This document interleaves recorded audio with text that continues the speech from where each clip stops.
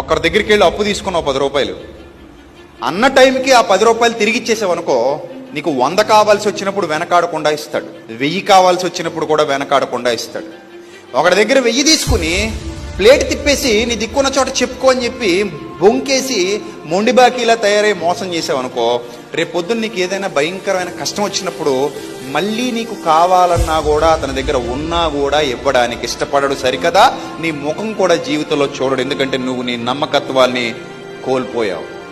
డబ్బు కాదు ఇక్కడ ఇంపార్టెంట్, నమ్మకత్వం ఇంపార్టెంట్ ఎవరికైనా సరే.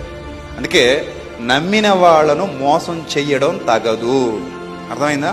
నమ్మిన వాళ్ళను మోసం చేశావా, మళ్ళీ లైఫ్లో నీకు ఏదైనా ఇబ్బంది వచ్చినప్పుడు ఎవ్వరు నీ ముఖం చూడరు. ఒకరి దగ్గరికి వెళ్ళి అప్పు తీసుకున్నావు 10 రూపాయలు, అన్న టైంకి ఆ 10 రూపాయలు తిరిగి ఇచ్చేసావు అనుకో, నీకు 100 కావాల్సి వచ్చినప్పుడు వెనకాడకుండా ఇస్తాడు, 1000 కావాల్సి వచ్చినప్పుడు కూడా వెనకాడ